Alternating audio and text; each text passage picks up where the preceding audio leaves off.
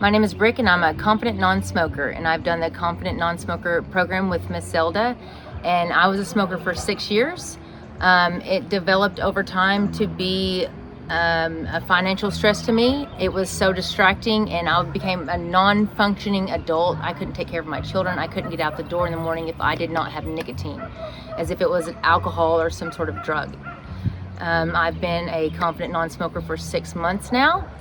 I never relapsed after going through the steps and process with her and my recording that I listen to every day. No relapses, no cravings, no triggers. It's been a blessing ever since. I've met my fitness goals and I smell great. My teeth are white, and I've lost probably 26 pounds in about 6 months.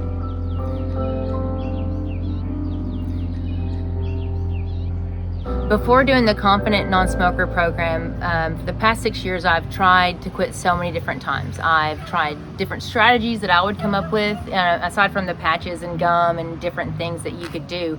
But always on day 5 or 6, it became not that it was a physical withdrawal. It was a fog in the brain that I couldn't get my children dressed and me out the door if I did not have nicotine. And it was so defeating. I was embarrassed. A couple of different times I had been like, I'm just going to be a freaking smoker. It sucks because I'm smarter than that, but this has got me licked. There's nothing I can do about it. The trade-off was either fog brain and non-functioning or being a smoker.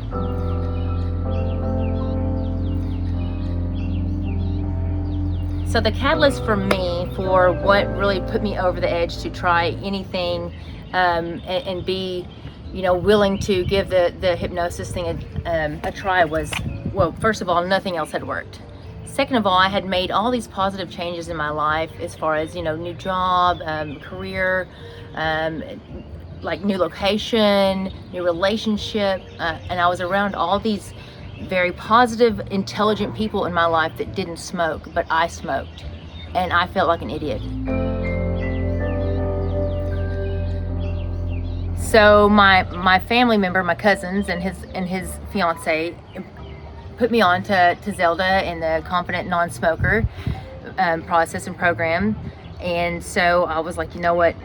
Everything else has not worked. Let's give it a try. Why not? So before I actually did the session, I remember your brain will throw obstacles up there in front of you. Like, I was worried about what I looked like, in the virtual session. I was worried about if it was going to work or if I was going to look stupid or what was really going to happen.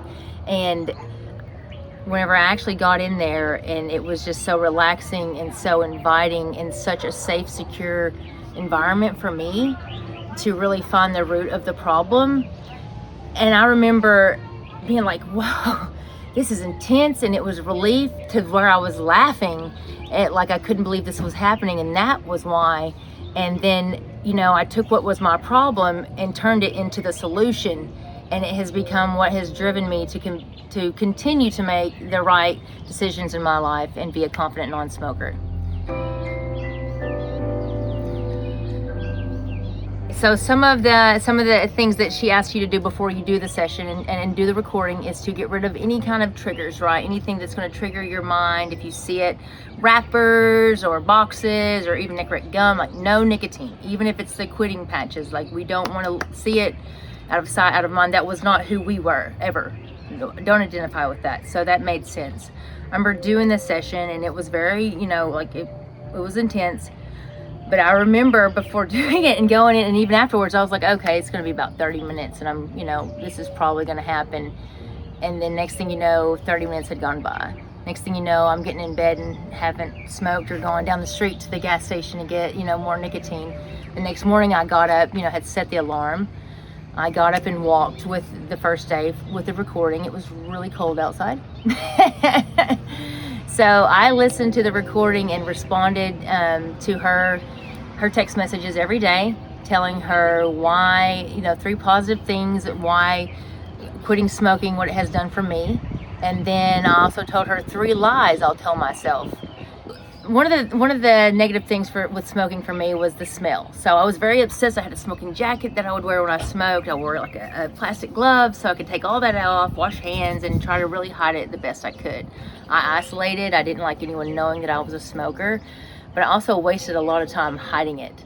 So not only was I taking 5 to 10 minutes to smoke whatever it was, but I was taking all this extra time around that to keep it hidden from those that I loved. And after doing the session and listening to my, recording every morning, I noticed all this extra time that I was spending with my daughter, that I had to, in the mornings, I slipped past my alarm because I wasn't craving nicotine to where I woke up before my alarm. Within 2 weeks, the black circles under my eyes went away. Let's see what else. My teeth are no longer yellow. And the biggest thing is my ability to make right choices in other aspects of my life.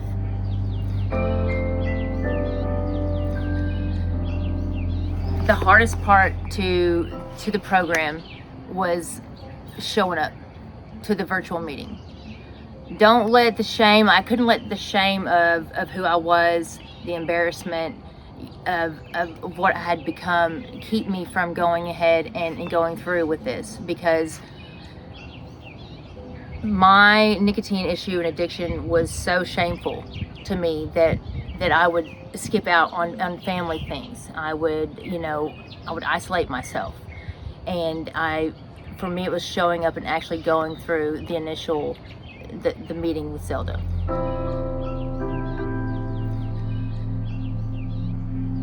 There's so many positive and pluses to going through, to choosing to do this process and do the session and listen to the recording. For me, it was more time spent with my family. I wasted a lot of time isolating myself and smoking and making sure I could cover up the smell or cover up anyone seeing me do that. And after about the first month to 6 weeks, I realized, man, my daughter and I, we play in the backyard. I'm not actually like over here smoking, watching her play. I'm running around playing with her. In the mornings, I was getting up and getting the dishes started in the dishwasher, or I was sleeping past my alarm because I wasn't waking up because I was craving nicotine so bad. So I didn't realize how much time I was wasting by just going outside away from what was going on so I could get my fix really quick, and get back to my family.